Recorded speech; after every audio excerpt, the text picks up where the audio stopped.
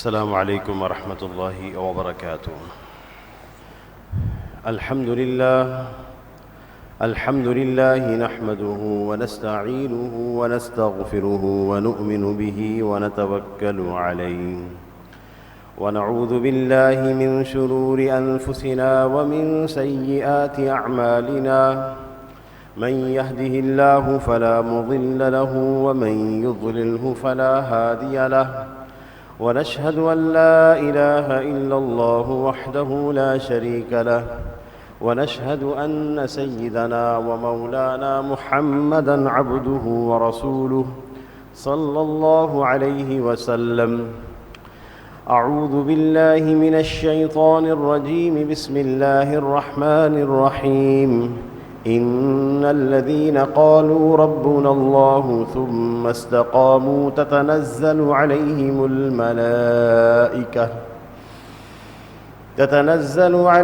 الملائكة ألا تخافوا ولا تحزنوا وأبشروا بالجنة التي كنتم توعدون نحن أولياؤكم في الحياة الدنيا وفي الآخرة وَلَكُمْ فِيهَا مَا تَشْتَهِي أَنفُسُكُمْ وَلَكُمْ فِيهَا مَا تَدَّعُونَ نُزُلًا مِّنْ غَفُورٍ رَّحِيمٍ. صدق اللہ العظیم. اللہ رب العزت نے ہمیں ایمان اور اعمال صالحہ کی نعمتیں عطا فرمائیں. اللہ جل شانہ کی یہ بہت بڑی نعمتیں ہیں، اور اللہ رب العزت نے ایک مہینہ ایسا عطا فرمایا رمضان المبارک کا، جو ہمارے لیے تربیت کا مہینہ تھا، کہ رمضان کا ایک مہینہ ایسا عطا کر دیا جائے اور ایسی تربیت کر دی جائے کہ پورا سال پھر اس استقامت کے ساتھ ایمان اور اعمال صالحہ کے اندر میرے بندے لگے رہیں. جس محنت اور توجہ اور دوڑ کے ساتھ رمضان المبارک میں نیک عملوں کی کوشش کی گئی، اگر اللہ جل شانہ یہ سعی، یہ دوڑ اور کوشش کی توفیق پورا سال عطا فرمائے رکھیں، تو آخرت کی ساری منزلیں اور دنیا کی ساری منزلوں کو اللہ تعالیٰ آسان فرما دیں گے. اللہ رب العزت نے رمضان میں ہماری تربیت فرمائی، مختلف وجوہ سے، مختلف جہات سے، تاکہ بندے نیک عملوں پر مستقیم رہیں.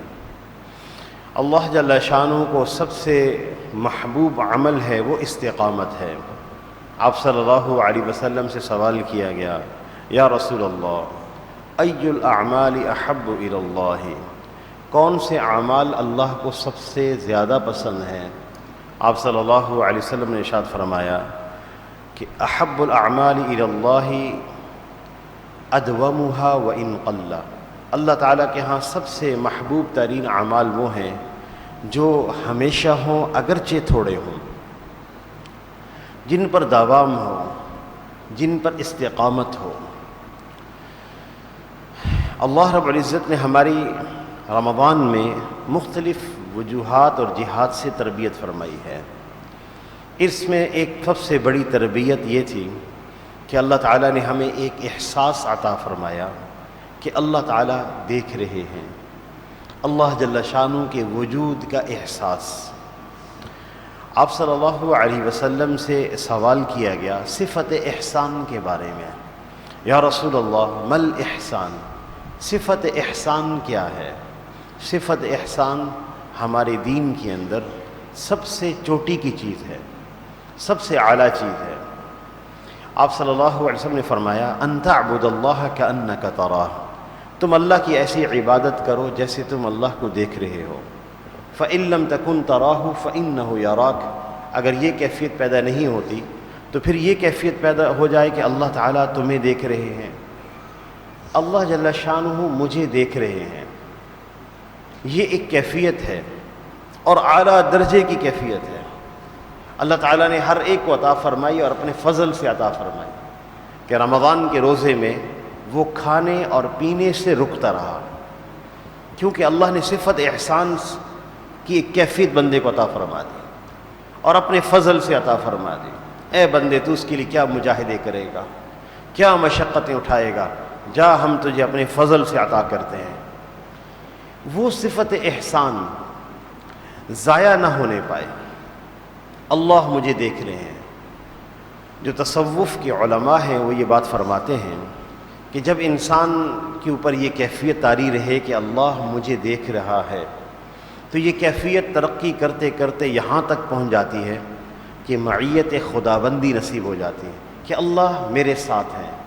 ہر وقت یہ احساس انسان کے قلب پہ غالب ہو جاتا ہے, اللہ میرے ساتھ ہیں, اللہ مجھے دیکھ رہے ہیں. جب انسان پر یہ کیفیت ہو تو اس کو ہر عالم, ہر سو اللہ ہی اللہ نظر آتے ہیں. تیرا آئینہ عالم رنگ و بو ہے, تیرا آئینہ عالم رنگ و بو ہے. میں جہاں دیکھتا ہوں ادھر تو ہی تو ہے, ہر جگہ اللہ ہی اللہ ہے. اللہ ہمیں یہ کیفیت نصیب فرمائے. حضرت مفتی شفیع صاحب رحمۃ اللہ علیہ کے یہ اشعار ہیں, جدھر دیکھتا ہوں ادھر تو ہی تو ہے. تو اللہ جل شانہ کا یہ استحضار ہمیں نصیب ہو جائے, یہ معیت خداوندی نصیب ہو جائے. عبداللہ بن عمر رضی اللہ تعالیٰ عنہ ایک دفعہ سفر سے واپس تشریف لا رہے تھے. راستے میں پہاڑوں سے گزر ہوا تو ایک آدمی بکریاں چراتا ہوا اور دور دراز علاقے میں ملا, چرواہا. یہ حضرات کو پیاس بھی تھی اور بھوک بھی تھی. انہوں نے اس چرواہے سے دودھ مانگا تو چرواہا کہنے لگا کہ یہ بکریاں میرے مالک کی ہیں, میں صرف چرانے پر ذمہ دار ہوں, اس کے دودھ اور گوشت سے نفع صرف وہی اٹھاتا ہے جو مالک ہے. تو یہ ان کی اس ایمانداری پر بڑے متعجب ہوئے تو اس کا امتحان لیا. آدمی امتحان کے وقت جانچا جاتا ہے, کہنے لگے اچھا یہ چند دراہم ہیں, آپ اس کی عوض میں بکری بیچ دیں, اس کے دودھ سے نفع ہم حاصل کر لیں گے, گوشت سے بھی نفع حاصل کر لیں گے, تم اپنے مالک سے کہہ دینا کہ بھیڑیا بکری کھا گیا. وہ آدمی انتہائی غصے میں آ گیا اور جانتا نہیں تھا عبداللہ بن عمر رضی اللہ تعالیٰ عنہ کو. کہنے لگا یا فلاں فأین اللہ, اے فلاں آدمی اللہ کہاں ہوں گے, کیا اللہ نہیں دیکھ رہے؟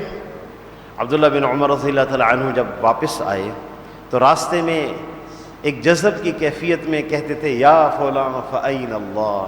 کتنا خوبصورت جملہ اس آدمی نے کہا, اے فلاں اللہ کہاں ہے, کہ اللہ نہیں دیکھ رہے. یہ جملہ حضرت عبداللہ بن عمر رضی اللہ تعالیٰ عنہ بار بار دہراتے تھے. اللہ تعالیٰ نے یہ ہمیں کیفیت عطا فرمائی رمضان میں. یہ کیفیت معصیت کی وجہ سے ضائع نہ ہو, یہ کیفیت اللہ کی نافرمانی کر کے ضائع نہ کی جائے. یہ کیفیت غالب رہنی چاہیے. کیا نماز میں, کیا کاروبار میں, کیا معاش میں, کیا لین دین کرتے وقت, کسی کے ساتھ معاملہ کرتے وقت اللہ تعالیٰ دیکھ رہے ہیں. اللہ سے یہ امر غافل نہیں ہے. اور پھر اللہ جل شانہ نے کیفیت سب کو عطا فرمائی. وَلَكِنَّ اللَّهَ حَبَّبَ إِلَيْكُمُ الْإِيمَانَ, ہم نے تمہیں ایمان کی محبت نصیب کی. اللہ تعالیٰ فرما رہے ہیں تم کیا مجاہدے کر کے حاصل کرتے, ہم سے کیا مانگ مانگ کے حاصل کرتے, ہم نے اپنے فضل سے دے دیا. وَلَكِنَّ اللَّهَ حَبَّبَ إِلَيْكُمُ الْإِيمَانَ, ہم نے تمہیں ایمان کی محبت عطا کی. وَزَيَّنَهُ فِي قُلُوبِكُمْ, تمہارے دلوں میں ایمان کی تحصیل کو محبوب بنا دیا.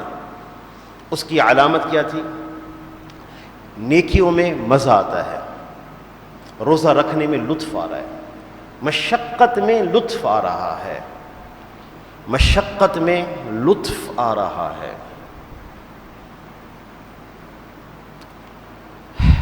تحدیث بالنعمت کے طور پہ ایک بات عرض کرتا ہوں.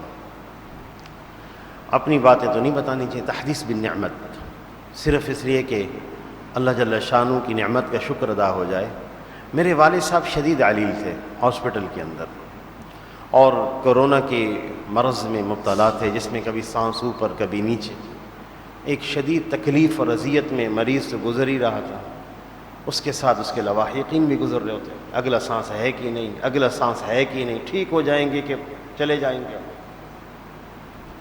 تو میرے بڑوں نے مجھے صبر کی تعلیم و تلقین فرمائی، اللہ ان کو جزائے خیر دے۔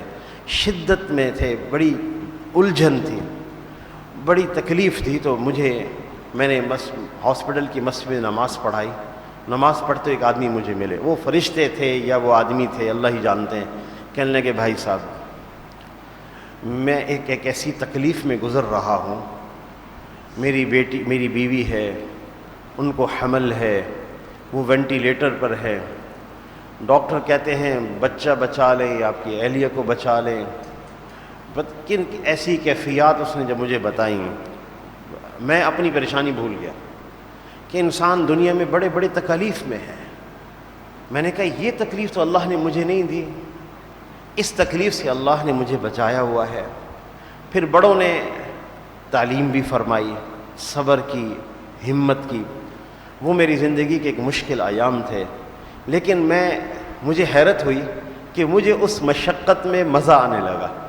میں نے اپنے ساتھیوں سے کہا مجھے لطف آتا ہے جب مجھے ڈاکٹر پرچہ تھماتے ہیں اور میں دوڑتا ہوں لفٹ کی طرف، اور پھر دوڑتا ہوں اس دوائیاں لینے کے لیے، کہ وہ کہتے ہیں بس آخری سانس ہیں، جلدی بھاگو دوائی لاؤ۔ تو مجھے اس مشقت میں لطف آتا تھا، میں نے اس کا لطف محسوس کیا، میں نے اس کی لذت کو محسوس کیا۔ اللہ اکبر۔ حضرت ابراہیم بن ادہم رحمہ اللہ فرماتے تھے ہمیں طاعات میں، اللہ کے لیے صبر کرنے میں وہ لذتیں آتی ہیں جو ہم آپ کو بیان نہیں کر سکتے۔ عبادات میں لذتیں ہوتی ہیں، احکامات میں لطف ہوتا ہے، نیکیوں میں لذتیں ہوتی ہیں۔ اللہ اکبر، اللہ اکبر۔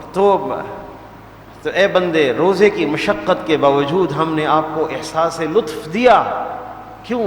اس لیے کہ وَلَكِنَّ اللَّهَ حَبَّبَ إِلَيْكُمُ الْإِيمَانَ، ہم نے ایمان تمہارے دلوں میں محبوب کر دیا، تمہیں ایمان سے محبت ہو گئی۔ وَزَيَّنَهُ فِي قُلُوبِكُمْ، اس کی تحصیل تمہارے لیے محبوب ہو گئی۔ وَكَرَّهَ إِلَيْكُمُ الْكُفْرَ وَالْفُسُوقَ وَالْعِصْيَانَ، ہم نے تمہارے دلوں کے اندر گناہ کی نفرت ڈالی، معصیت کی نفرت ڈالی۔ کوئی کھٹکا ہوتا تھا کہ اللہ دیکھ رہا ہے۔ اولئک هم الراشدون، یہ ہیں نیک لوگ، ہدایت والے۔ اللہ جل شانہ نے رمضان کی یہ برکتیں ہمیں عطا کی ہیں، یہ برکات باقی رہیں۔ کیسے؟ ان الذین قالوا ربنا اللہ، وہ لوگ جو یہ کہتے ہیں ہمارا رب اللہ ہے، توحید کا اقرار کرتے ہیں، ثم استقاموا، پھر اس پر استقامت اختیار کرتے ہیں، جم جاتے ہیں۔ آپ صلی اللہ علیہ وسلم کے پاس ایک صحابی آئے، حضرت سفیان ثقفی رضی اللہ عنہ، کہنے لگے یا رسول اللہ علمنی شیئا لا اسأل احدا بعدک، اسلام کی کوئی ایسی بات سکھا دیں آپ کے بعد پھر کسی سے سوال کرنے کی نوبت نہ آئے، پھر کسی سے میں سوال نہ کروں۔ آپ صلی اللہ علیہ وسلم نے عجیب جملہ ارشاد فرمایا، آپ نے فرمایا قل آمنت باللہ ثم استقم، تم کہو میں اللہ پر ایمان لایا، پھر اس پر جم جاؤ، استقامت اختیار کرو، اعمال صالحہ پر استقامت اختیار کرو، گناہوں سے بچنے پر استقامت اختیار کرو۔ اگر تم ایسا کرو گے تتنزل علیہم الملائکہ، تمہارے اوپر فرشتے نازل ہوں گے، دنیا میں بھی نازل ہوتے ہیں، مرتے وقت بھی نازل ہوتے ہیں، اور جب انسان قبر سے اٹھایا جاتا ہے اس وقت بھی فرشتے ملاقات کرتے ہیں، اور ایک ملاقات جنت میں ہوگی۔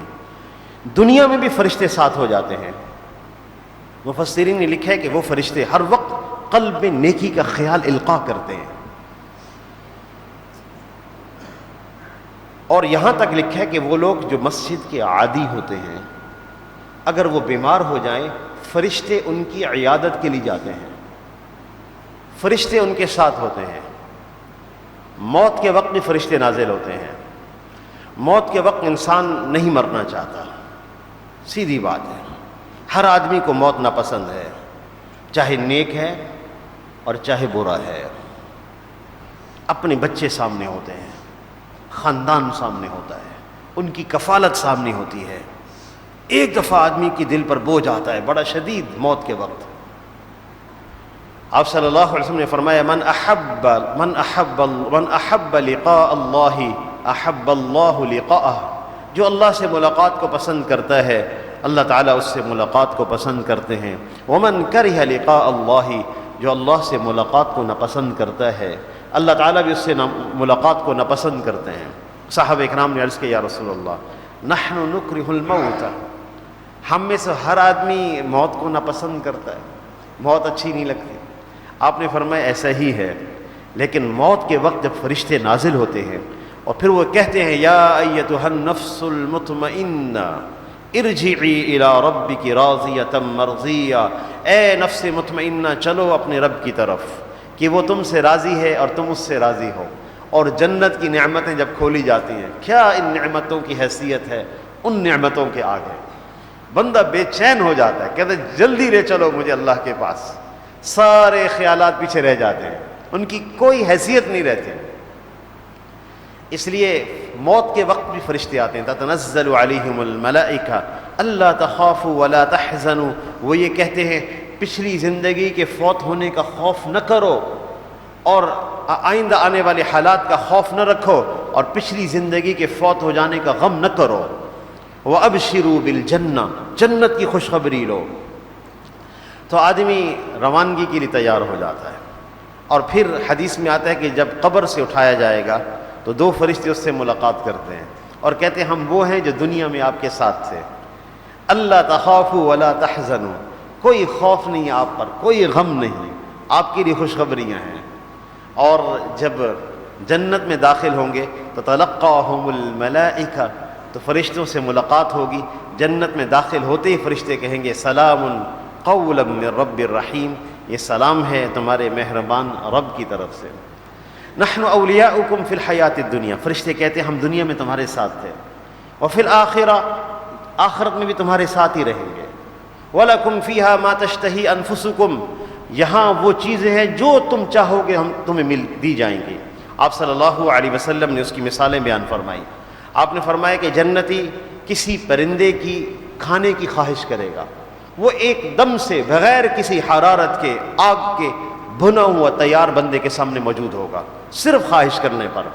پھر آپ صلی اللہ علیہ وسلم نے فرمایا بندہ اولاد کی خواہش کرے گا، اولاد کی، میری اولاد ہو جائے، پل بھر یعنی یک لمحہ میں حمل ہوگا، وضع حمل ہوگا، بچہ نوجوان ہو کے بڑا ان کے سامنے ہوگا یک لمحہ میں۔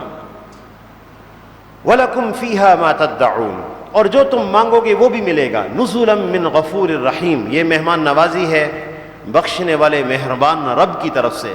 مفسرین نے لکھا ہے کہ ان گنت ارب و ہا نعمتیں ایسی ہیں وہ بھی دی جائیں گی جس کی ہم تمنا نہیں کر سکتے کیونکہ ہمارے علم میں نہیں ہے۔ تو اللہ نے اشارہ کیا جیسے ہم کسی کے ہاں مہمان بنتے ہیں تو اندازہ نہیں ہوتا کیا چیز کھانے کے لیے سامنے آ جائے گی۔ عید کے موقع پر آپ گئے تو کئی چیزیں مزیدار کھانے کے لیے سامنے آ گئی جس کے بارے میں تصور نہیں تھا۔ تو فرمایا یہ مہمان نوازی کا اصول ہوتا ہے، آدمی کہیں جاتا ہے بغیر تمنا کی کوئی چیزیں آتی ہیں تو اللہ جل شان اس کی طرف اشارہ کیا یہ تو دنیا کے سامان ہیں، رحمان رب کی طرف سے مہمان نوازی ہوگی، تمہارے وہم و خیال میں بھی وہ نعمتیں نہیں ہیں جو ہم بن مانگے عطا کریں گے تمہیں۔ نزلا من غفور الرحیم۔ تو استقامت، لیکن شرط استقامت ہے، اعمال پر جمنا۔ استقامت کیسے حاصل ہو؟ چند چیزوں کی تربیت کرائی گئی۔ ایک ہے روزے رکھنے کی تربیت، الحمدللہ ایک مہینہ مسلسل روزے رکھے، نفلی روزے رکھنے کا اہتمام کی ابھی سے نیت کی جائے، نفلی روزے رکھنے کا اہتمام۔ اگر ہم رمضان کی برکتوں کا استمرار چاہتے ہیں، آپ صلی اللہ علیہ وسلم کے ارشاد ہے من صام رمضان واتبعہ ستا من الشوال، جو آدمی رمضان کے روزے رکھے پھر 6 روزے شوال کے رکھے، کان صیامہ کصیام الدہر، یہ شخص ایسا ہے، کان صامہ کصیام الدہر، یہ شخص ایسا ہے جیسے اس نے زندگی بھر روزے رکھے۔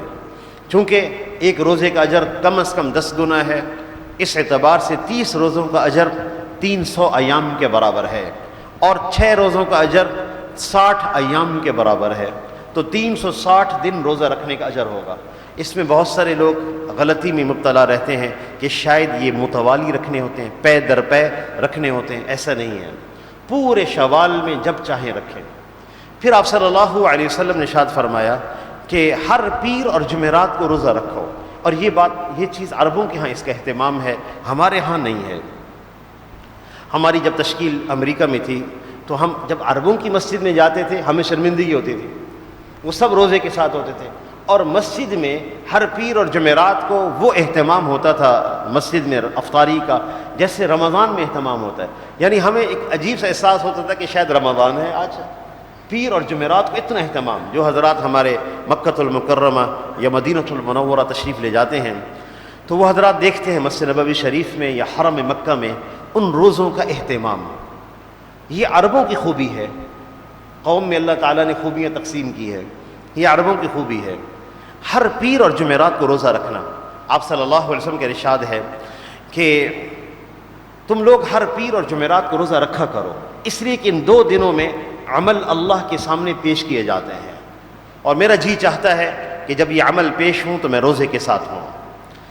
اور پھر آپ صلی اللہ علیہ وسلم نے 13ویں 14ویں 15ویں ایام 20 کے روزے رکھنے کا اہتمام فرمایا اور اس کی ترغیب فرمائی.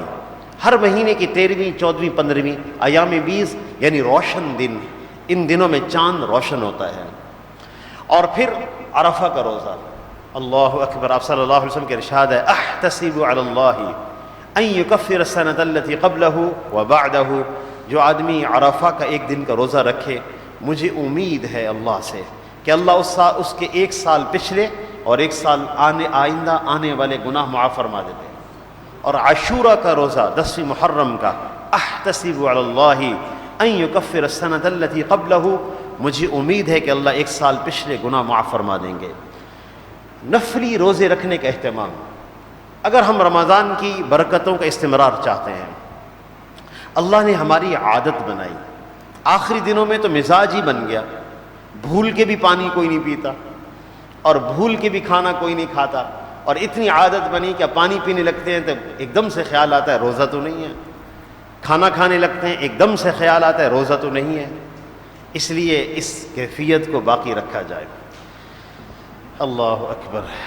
اور ویسے یہ بات تو حکمت کی ہے. ہمارے ہاں تو اسد نبی صلی اللہ علیہ وسلم کے ارشاد ہے. ایک موقر جریدے میں خبر شائع ہوئی کہ لمبی عمر کے راز میں کون سی غذائیں اچھی ہوتی ہیں. کئی غذاؤں کا تذکرہ ہے. اس میں سے ایک یہ بھی ذکر ہے کہ ہفتے میں 2-3 دن یا 1-2 دن بھوکا رہا جائے. ہمارا دین عین فطرت کے مطابق ہے. روزہ ہمارے جسم کی زکوٰۃ ہے. طبی اعتبار سے بے شمار فوائد ہیں، ہزاروں فوائد ہیں.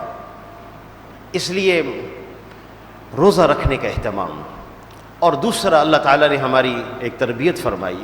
روزانہ 20 رکعت تراویح پڑھنے کا اہتمام ہوا، قیام اللیل کا اہتمام ہوا.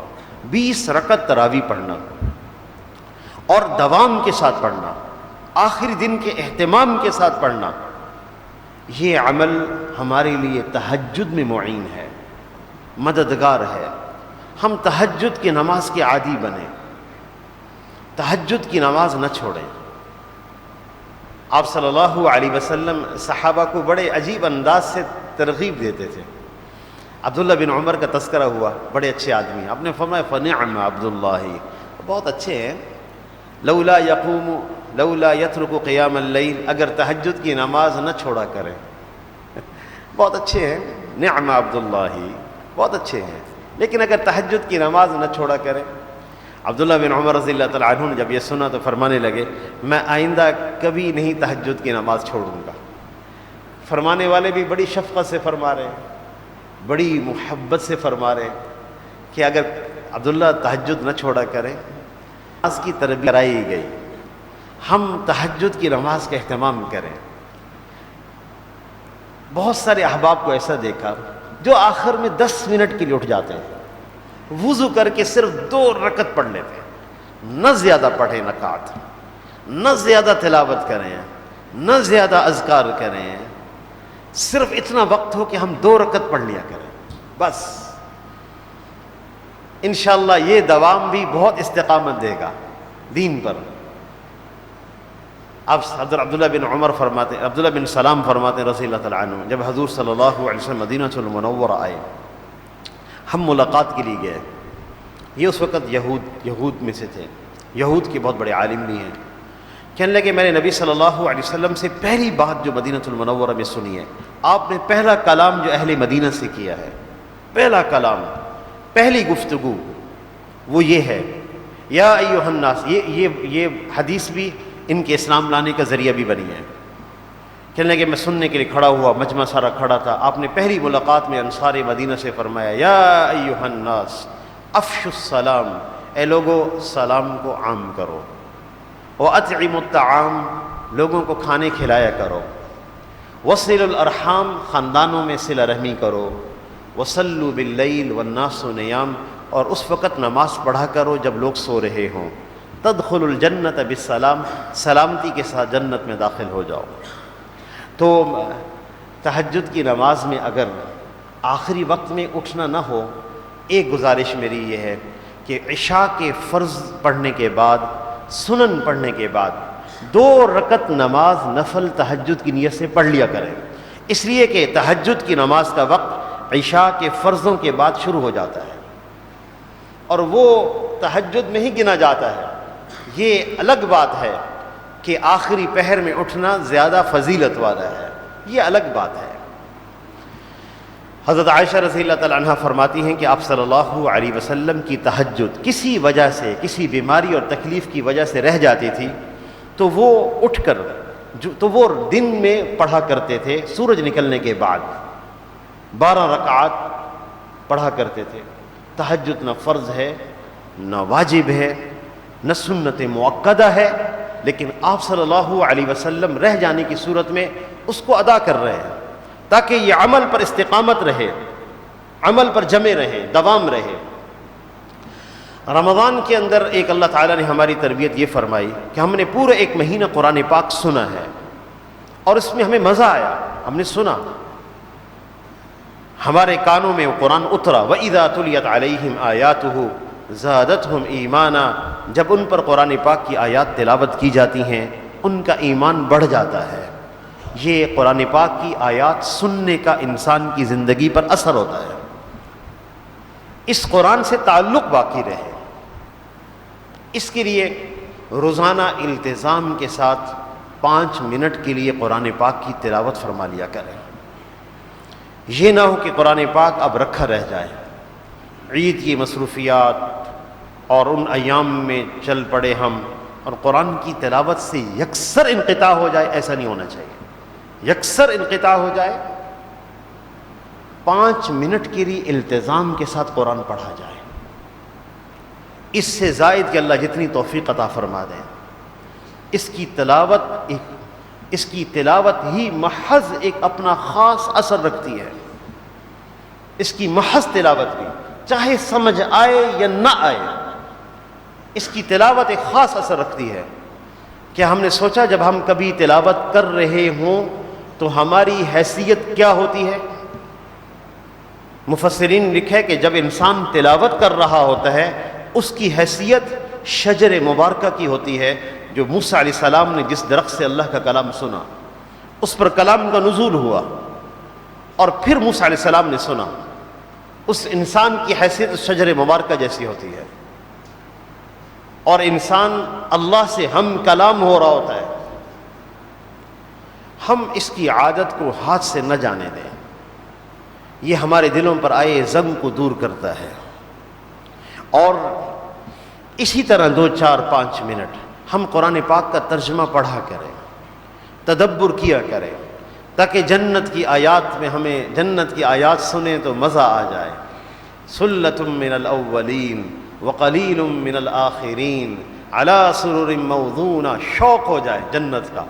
متکئین علیہا متقابلین، اللہ بھی ایک منظر کھینچ دیتے ہیں اہل جنت کا، کس طرح وہ گو تکیوں پہ سہارے لگائے بیٹھے ہوں گے اور آب خورے ان پر پھرتے ہوں گے، اور ان کے لیے کیا کیا وَلَكُمْ فِيهَا مَا تَشْتَهِي أَنفُسُكُمْ لَا يَسْمَعُونَ فِيهَا لَغْوًا وَلَا تَأْثِيمًا. کوئی تکلیف دہ بات سننے کو کبھی نہیں ملے گی، کبھی پریشانی اور دکھ کا گزر تک نہیں. اور جنت میں ایسے ایک بازار بھی ہوں گے جہاں صورتوں کے بازار ہوں گے. لوگ جائیں گے مجھے یہ صورت اچھی لگتی ہے، اس کی صورت ویسی ہو جائے گی. ہاں. اور حضرت ابو ہریرہ رضی اللہ تعالیٰ عنہ نے فرمایا ہمیں نبی صلی اللہ علیہ وسلم نے جنت میں ایسا بازار بیان کیا کہ جو ہر جمعے کے ایام کے بقدر ہوا کرے گا، یعنی 7 دن کے بعد، اور جس میں اللہ کا دیدار ہوا کرے گا ہر ہفتے، اور جو تمام نعمتوں پر حاوی ہوگا. تمام جنتی اپنی نعمتوں کو بھول جایا کریں گے اللہ کا دیدار کرتے وقت. ہر ہفتے اللہ کا دیدار ہے، اور اس میں بازار ہوگا جس میں شرع نہیں، خرید نہیں ہوگا. جو چاہو گے وہ نعمتوں میں مل جائے گی، اس کے لیے کوئی قیمت نہیں ہے. کیا لطف ہے ہمیشہ ہمیشہ کے لیے. علی الارائک، اپنے تکیوں پر سہارے لگائے ہوئے، اور جناب ان کے محلات کا تذکرہ، اور کبھی کن نعمتوں کا تذکرہ. تو جنت کی نعمتیں ہم سنیں ہمیں مزہ آ جائے، اور کبھی جہنم کا تذکرہ ہم سن رہے ہوں. اخسؤوا فیہا ولا تکلمون. جہنمیوں کو اللہ تعالیٰ فرمائیں گے جب وہ اللہ سے یہ درخواست کریں گے اے اللہ عذاب کو ہلکا کر دے، تو اس دنیا کے عمر کے بقدر 2 دفعہ، اس دنیا کی جتنی عمر ہے اس کو 2 دفعہ گزار لیا جائے.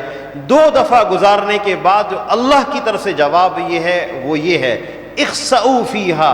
خسأ یخسأ، خس ان کا معنی ہوتا ہے کتے کو دھتکارنا. اخسؤوا فیہا، دھتکارے ہوئے پڑے رہو. ولا تکلمونی، مجھ سے بات نہ کرو. یہ جب ہم یہ آیات پڑھیں، کوئی کپ کپی طاری ہو ہمارے اوپر، کوئی خوف طاری ہو، کوئی جنت کو سنیں تو مزہ آ جائے، اور کبھی اللہ کی طرف سے کوئی نعمتوں کا حصول سنیں تو مزہ آئے، یہ کب ہوگا؟ ہم کچھ قرآن کا ترجمہ پڑھا کریں، 2-4 منٹ لگا کے پڑھ لیا کریں، غور و فکر اور تدبر فرما لیا کریں. چند آیات میں مفتی تقی عثمانی صاحب نے فرمایا ہے ان فی خلق السماوات والارض کی تفسیر میں کہ اگر آدمی اللہ کی تخلیق میں غور کیا کرے، اگر آسمان اور زمین میں اللہ ہر آدمی پر اپنی قدرت کی عجائب کھول دیتے ہیں. ہر بندے کو اللہ کی قدرت نظر آتی ہے، جدھر دیکھتا ہوں ادھر تو ہی تو ہے. انسان کو قدرت الہیہ نظر آتی ہے. تو 2-4 منٹ ترجمے میں صرف فرمائے، زیادہ دیر نہ ہو. بھلے کچھ ہی دنوں بعد ہمارے نوجوان PDF میں پڑھنے کے عادی ہیں، پڑھ لیں، PDF میں پڑھ لیا کریں، لیٹتے وقت پڑھ لیا کریں، سوتے وقت 2-4 منٹ پڑھ لیا کریں. اللہ نے آسانیاں کر دی ہیں، کتابیں ہر جگہ ان کا حصول آسان ہو گیا ہے، تو فائدہ حاصل کر لیں. نہیں پڑھ سکتے تو کوئی مضمون سن لیا کریں، 2-4-5 منٹ سن لیا کریں. کوشش کریں گے نا انشاءاللہ تو قرآن کا تلاوت کا اہتمام، تہجد کا اہتمام، اور پھر چونکہ یہ مہینہ ہمیں اللہ نے سکھایا روزے دار کو روزہ افطار کروانا، یہ پورا سال اللہ پاک ہمیں یہ توفیق دیے رکھے لوگوں کی ضرورتوں پہ خرچ کرنا، لوگوں کی ضرورتوں پہ خرچ کرنا. ادخال السرور، کسی مسلمان کی دل میں خوشی داخل کر دیں. اللہ اکبر. کوئی آدمی کسی مسلمان کی دل میں اگر خوشی داخل کر دے، غفر لہ ما تقدم من ذنبہ، اس کے اگلے پچھلے گناہ معاف ہو جاتے ہیں. کوئی ضرورت مند ہے، ادخال السرور، کچھ کر کے خوشی دے دیں اس کو. اچھا پھر پیسے دینے کے لیے نہیں ہیں، خرچ کرنے کے لیے نہیں ہے، تو پھر ہم کیا کریں؟ من عز مصابا، یہ اللہ نے زبان بھی ہمیں دی ہوئی ہے. من عز مصابا، جو کسی مصیبت زدہ کو تسلی کے کچھ کلمات کہہ دے. اگر من عز مصابا، جو کسی مصیبت زدہ کو تسلی کے کلمات ہی کہہ دے، غفر لہ ما تقدم من ذنبہ، ہم اس کے اگلے پچھلے گناہ معاف کر دیتے ہیں. اللہ نے ہمیں زبان دی ہوئی ہے، مال نہیں ہے تو زبان ہے، ہم زبان سے تسلی کے کلمات کہیں. اور ادخال السرور کی کوشش فرمائے، مسلمانوں کے قلب میں، دلوں میں خوشی داخل کرنا. اللہ تعالیٰ سے دعا ہے کہ اللہ تعالیٰ ہمیں رمضان کے بعد اعمال میں استقامت عطا فرمائے. وآخر دعوانا ان الحمد للہ رب العالمین.